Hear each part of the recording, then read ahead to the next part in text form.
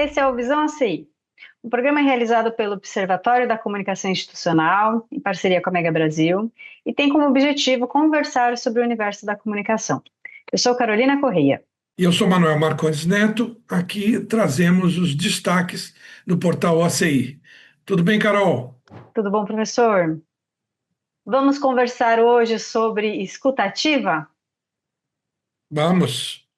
Bom, para isso, nós temos aqui o texto da Cristina Mesquita, tem como título A Importância da Escutativa em um Mundo de Respostas Rápidas. Bom, para dar uma introdução, né? Se a gente pegar aqui nosso celular, a gente já mergulha nesse universo de notificações incessantes, muitas abas abertas no computador, necessidade de resposta imediata, né? E em vários formatos, pelo telefone, pelo WhatsApp, pelo e-mail. É um total estado de alerta.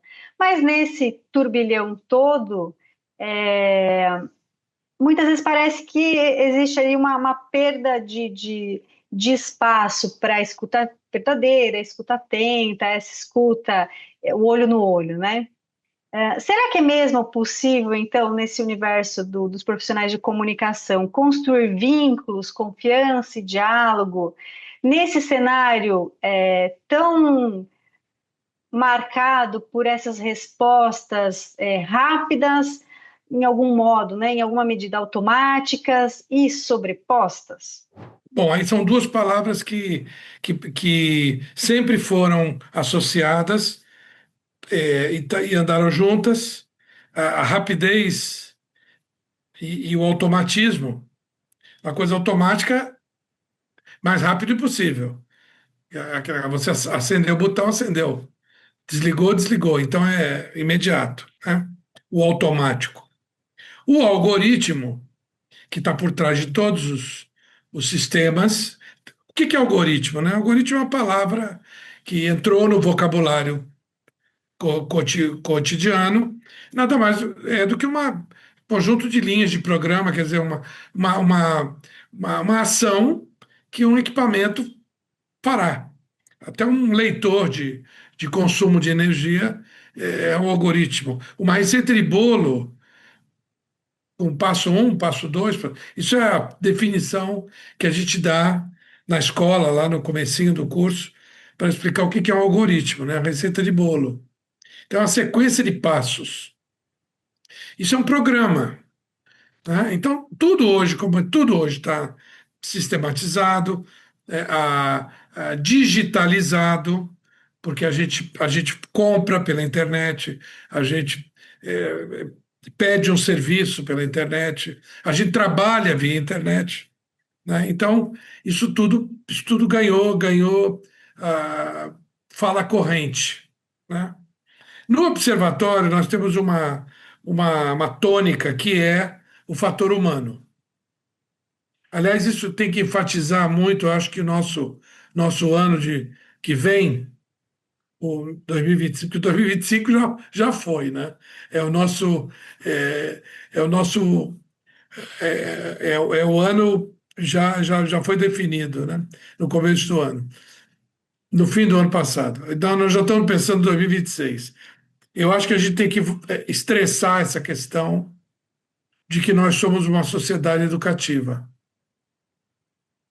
Então, o observatório não pode abrir mão do olho a olho, disso que nós estamos fazendo aqui, que é a maneira mais sofisticada, cara, e eu diria que frutífera de se passar conhecimento. É claro que a leitura de um livro é uma coisa magnífica, mas está difícil conseguir motivar os alunos a lerem. As pessoas têm cada vez menos tempo, querem respostas rápidas. Na verdade, a gente começa a ver nos mais jovens um comportamento muito parecido com o da máquina, porque elas são tão afetadas por máquinas, por respostas rápidas e automáticas, que elas começam também a querer repetir esse comportamento. Então, no caso da formação de uma pessoa,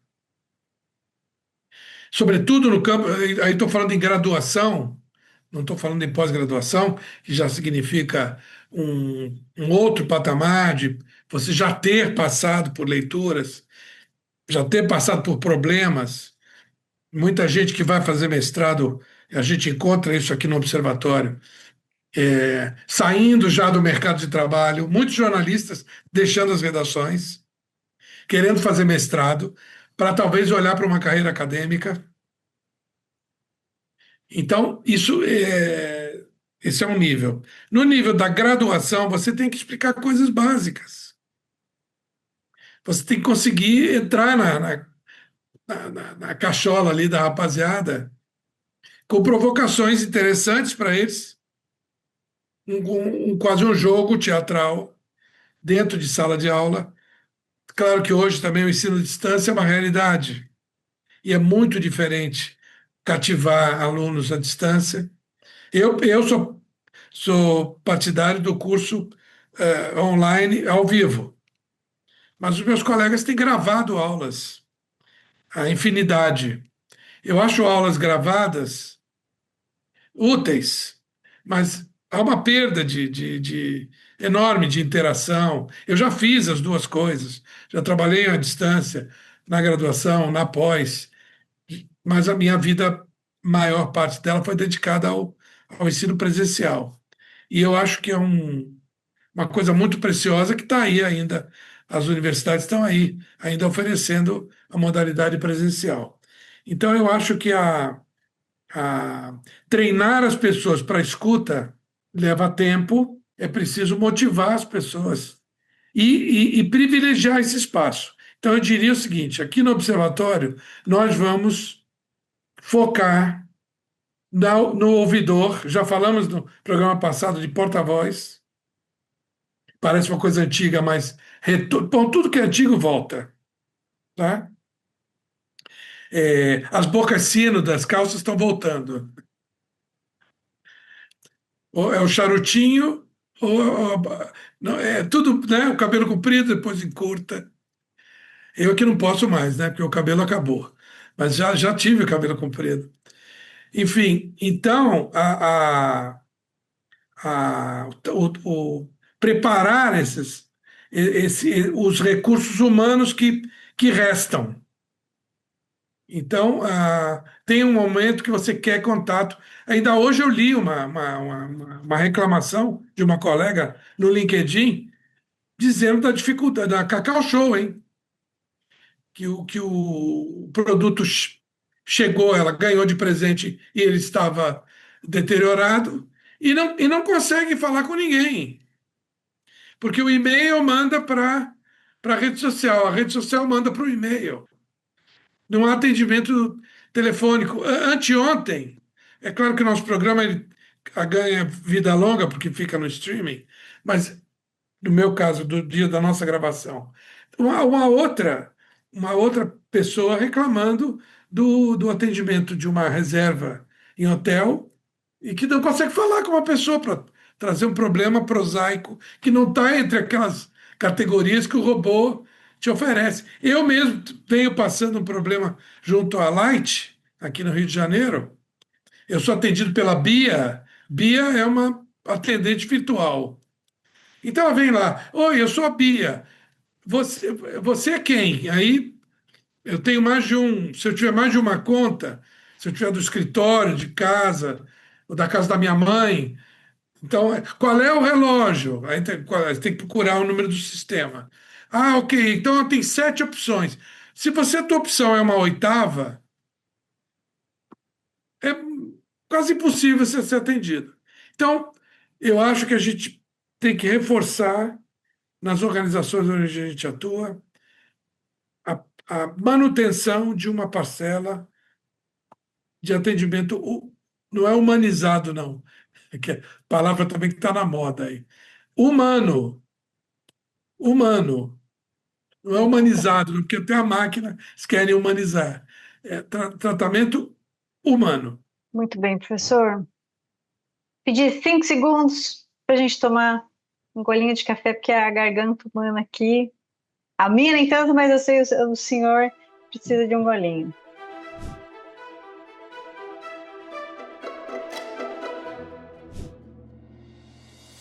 O planeta está mudando. O clima está mudando. E este é um fenômeno que atinge todos os continentes. 2025 será conhecido como o ano em que o mundo atingiu o limite pré-colapso ao ver sua temperatura ultrapassar 1,5 grau acima da média pré-industrial. Os cientistas consideram esta marca um ponto de inflexão fundamental para o planeta, além do qual as chances de calor extremo, inundações, secas, incêndios florestais e escassez de alimentos e água se tornarão ainda mais desfavoráveis para a vida como a conhecemos. 2025 também será conhecido como o ano em que o Brasil sediou a 30ª edição da Conferência das Nações Unidas sobre as Mudanças Climáticas, a COP30. Esta será a chance de governos e sociedade buscarem ações e respostas para reverter os catastróficos efeitos que a mudança no clima trará sobre a vida na Terra. Mas quais as propostas? Quais os desafios? Quais as ações serão colocadas sobre a mesa? A Mega Brasil vai atrás dessas respostas e você estará ao nosso lado nessa jornada. Aguarde!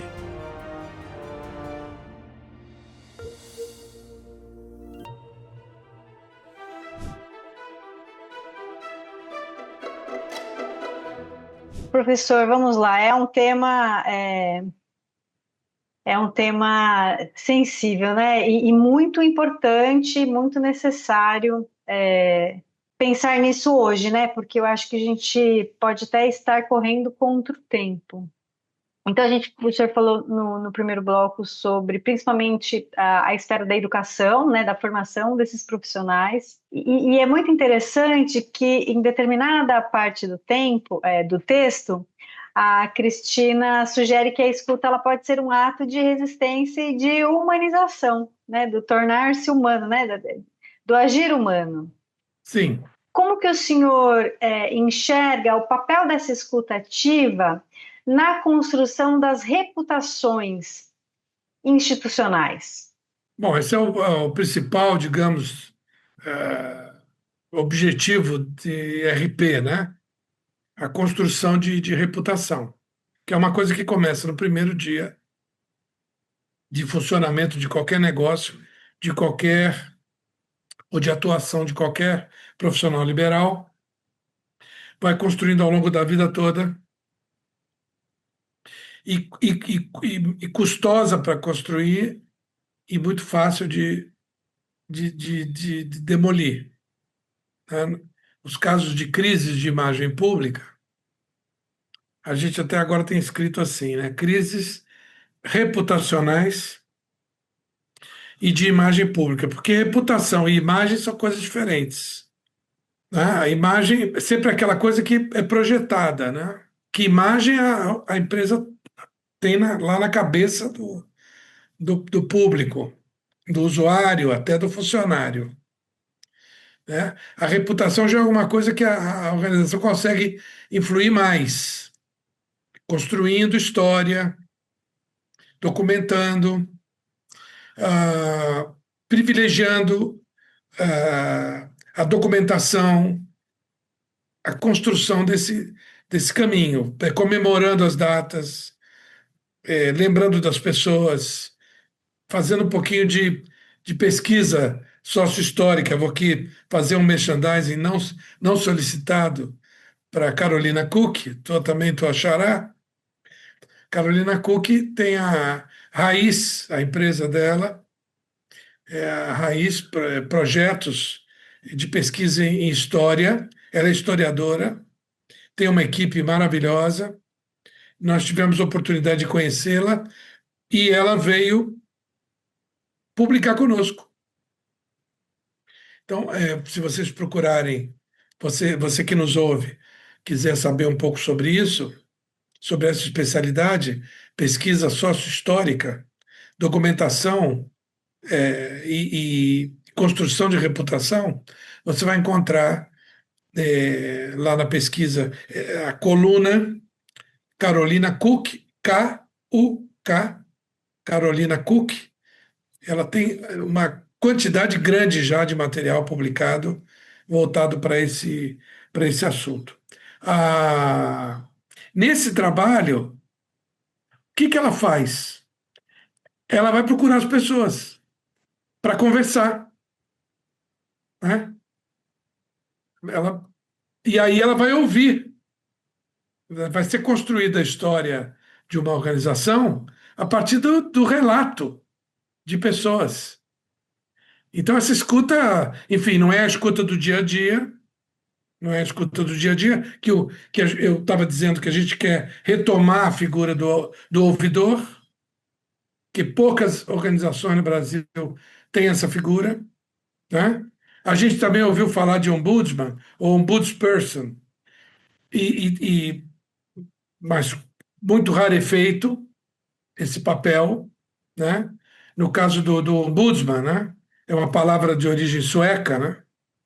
De um papel que uma pessoa desempenhava junto ao governante para trazer as questões públicas, do público, para dentro do palácio, né? As demandas. A ouvidoria, ela tem sido lembrada como uma espécie de segunda instância no Brasil. Depois que o SAC, o Serviço de Atendimento ao Consumidor, não resolveu, aí a pessoa vai a um ouvidor. Mas muita gente acha que o ouvidor está ali, a conversa entra por um ouvido e sai pelo outro. Nós precisamos tirar essa imagem desse tema, desse título, desse profissional. Muito bem, professor. E eu acho que para seguir no próximo bloco faz muito sentido, porque a gente também tem que pensar na esfera do marketing, né? Desse relacionamento, né? E desse composto dessa comunicação organizacional. E o próximo bloco que traz o índice de transparência ativa vem aí com um recorte que, inclusive, é interessante se a gente tiver esse intuito aí de fazer o gancho. Mas eu pedi 5 segundinhos, mais um golinho d'água, a gente já volta.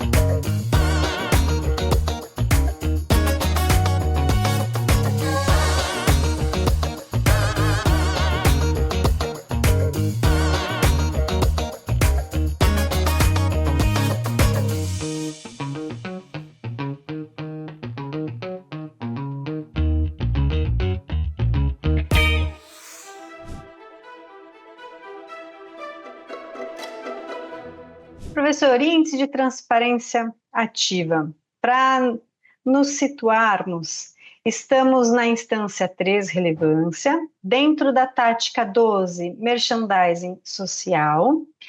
E hoje peço que o senhor aborde 2 tópicos, o 12.3, segmento segurança, e 12.4, engajamento político. Bom, são temas que as organizações não podem olvidar, né? A demanda da sociedade, as demandas da sociedade batem na porta do empresário, enfim, não é só do administrador público, e as empresas precisam tomar cuidado com isso, né? Tratar das questões de segurança. Eu me lembro aqui, no caso do Rio de Janeiro, nós temos um projeto em vigor na capital do estado que chama-se, por exemplo, vou dar um exemplo, Botafogo presente, o Meyer presente, quer dizer, o nome do bairro presente, quer dizer, significa uma patrulha, são viaturas e pessoas, normalmente são policiais regularmente contratados fora do seu expediente, porque isso hoje permitido, num certo nível, que o policial possa prestar serviços, desde que isso seja claro e oficial. Então, esse projeto Presença, né, ele coloca um plus, e ele é custeado por organizações como comércio, clube de diretores lojistas, a comunidade, as associações de bairro. Então, às vezes a empresa, nós temos aqui, eu falo sempre, eu estou aqui no Rio de Janeiro, né? Empresas grandes do ramo fabril estão afastadas do centro, em bairros periféricos, que têm sido mais afetados pelas questões relacionadas à criminalidade. Essas empresas exercem grande papel, importante papel nas comunidades. E elas precisam interagir, não só em repressão, mas em diálogo. Essas empresas dão empregos para suas comunidades próximas. Essas empresas têm cargas chegando e saindo o tempo todo. Então, é bastante delicado e é um tema que não pode ser deixado de lado. Então, se a empresa tem ações voltadas para essa questão da segurança, e hoje, por exemplo, tem a questão da segurança de dados. A LGPD trata disso. A questão da privacidade. Então, tudo que é relacionado à segurança, lato sensu, se a empresa tem preocupação com relação a isso, é nesse quesito que a gente avalia. Se ela não está fazendo isso porque ela não precisa, porque ela está numa situação especial, muito afastada disso, não tem problema, o item é não aplicável, não altera a nota. O outro quesito é o engajamento político.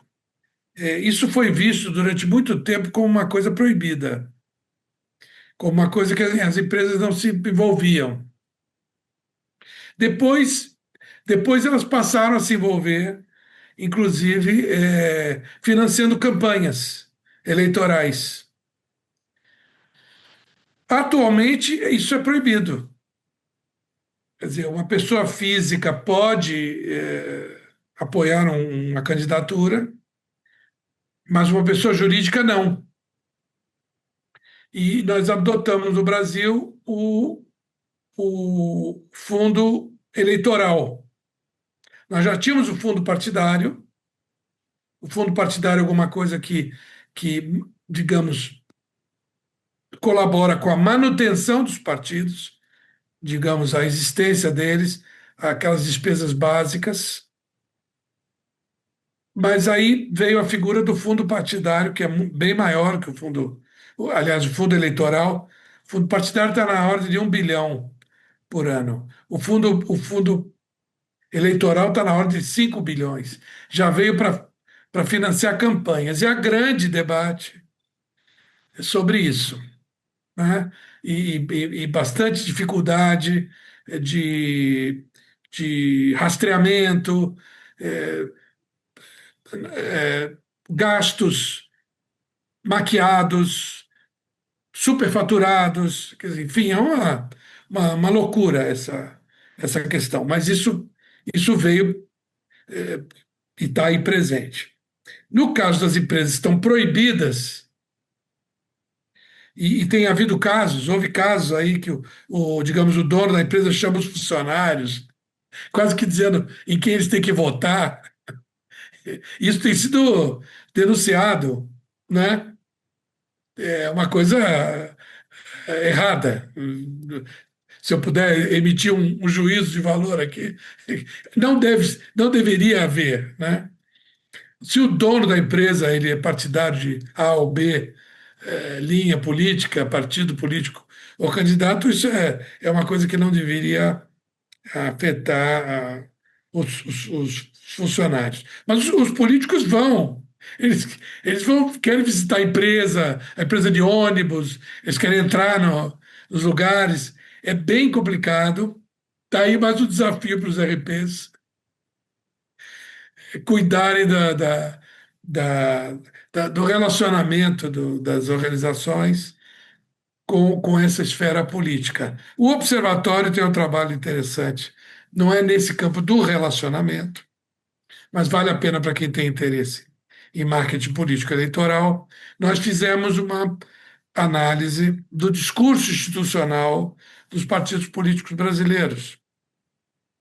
Fizemos essa análise em 2014, depois em 2016, 2018 e 2020. Em 2022 nós não fizemos, por uma razão. Até 2020 nós tínhamos algumas coligações partidárias. Isso já era uma dificuldade para o eleitor entender. Em 2014 e 2016 nós não tivemos isso.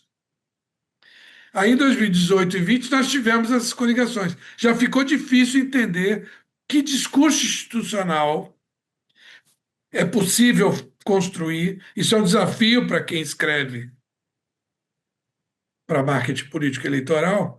Como é que você justifica partido A junto com o partido B? Não vou nem dizer qual é o partido, porque são 35.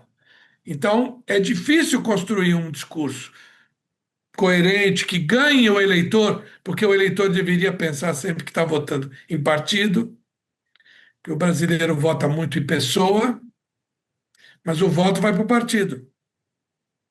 Quando é voto não quando é voto proporcional, quando não é eleição majoritária, presidente, governador, prefeito, senador, que ganha quem tem mais voto, para deputado federal, estadual e vereador, não é o mais votado que necessariamente entra. Vão entrar os partidos. Os partidos fazem listas. As pessoas não sabem disso. Isso é pouco falado, pouco explicado. Então, construir uma plataforma, convencer uma pessoa a escolher um partido é difícil. Agora, quando esse partido junta com outro, ficou duplicado o desafio. Aí, quando chegou em 2022, surgiram as federações de coligações. Impossível ter um tipo de explicação ideológica para federações de partidos. Então, nós estamos vivendo essa Babel, atualmente no Brasil. As eleições de 2024 já foram Babel, de 2026 vão ser outro Babel, outra Babel. Então, nós temos, mas é um belo histórico de pesquisa, 2014, 16, 18 e 20, sobre esse assunto. E veja, é emprego para todo mundo trabalhar na melhoria da comunicação dos partidos. Porque nós descobrimos, a nossa tese era essa, e foi confirmada, que todos os partidos com, se comunicam mal institucionalmente. E o segundo achado, pior ainda, foi que os partidos não se distinguem uns dos outros diante do eleitorado. Muitos eleitores que nós entrevistamos disseram, é tudo igual. Isso é muito grave. É como você chegar para um consumidor de Coca-Cola e ele dizer, de refrigerante de cola, ele dizer, tanto faz Pepsi ou Coca-Cola. Esse consumidor é um terror para as marcas, né? Então, desculpa aí, Carol, ter invadido aí o assunto com essas pesquisas que a gente fez, que são muito caras a nós, e a gente quer que mais gente pesquise esses assuntos. Imagina, muito pelo contrário. É super valioso esse aporte todo que o senhor faz, nos trazendo, inclusive, esse cenário, né, para entender os tópicos. É porque a gente tem esse quesito aqui no exame, engajamento político. O que é possível tratar disso numa organização? Isso não pode se fazer de conta que não existe, né? Sim, sim. Bom, encerramos aqui por conta do tempo. Com certeza daria aqui 2 horas tranquilamente. Mas a conversa continua. Se você que nos acompanha quer contribuir, reclamar, sugerir, apoiar, o espaço é nosso, tá? Então, sinta-se à vontade e convidado. E nos vemos no próximo episódio. Muito agradecendo sempre a Mega Brasil. Um abraço. Tchau, tchau.